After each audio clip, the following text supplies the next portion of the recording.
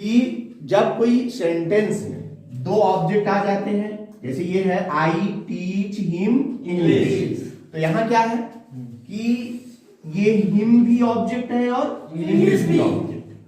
तो आपको पता है ऑब्जेक्ट कितने होते हैं? दो। एक होता है डायरेक्ट ऑब्जेक्ट और दूसरा होता है इनडायरेक्ट ऑब्जेक्ट। अब इन दोनों में अंतर क्या है? तो डायरेक्ट ऑब्जेक्ट जो होता है वो क्या से पूछने पर, प्रश्न पूछने पर मिलता है, और ये निर्जीव होता है। क्या होता है? निर्जीव होता है। कोई निर्जीव को संबोधन के लिए आया हुआ शब्द होगा। और इनडायरेक्ट ऑब्जेक्ट जो है वो किसको से मिलता है? जिसको हुम कहते हैं। इसको अंग्रेजी में व्हाट कहेंगे और इसको को हुम कहेंगे।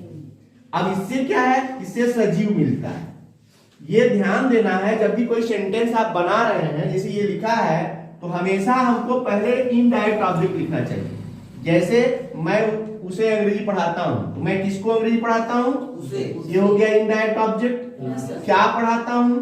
इंग्लिश। ये हो गया डायरेक्ट ऑब्जेक्ट। तो पहले इनडायरेक्ट ऑब्जेक्ट और बाद में डायरेक्ट ऑब्जेक्ट होना चाहिए, ठीक है?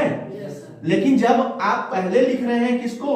डायरेक्ट ऑब्जेक्ट को, यानी ऐसे लिखना हो कि आई टीच इंग्लिश, यदि हमने पहले लिख दिया तो अब देखिए इनडायरेक्ट ऑब्जेक्ट को लिखने से पहले यहां टू या फार का प्रयोग किया जाता है।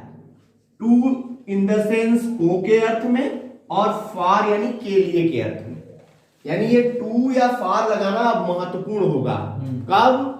जब डायरेक्ट ऑब्जेक्ट पहले और इनडायरेक्ट ऑब्जेक्ट बाद में होगा। इसका आपको ध्यान देना है, ठीक है?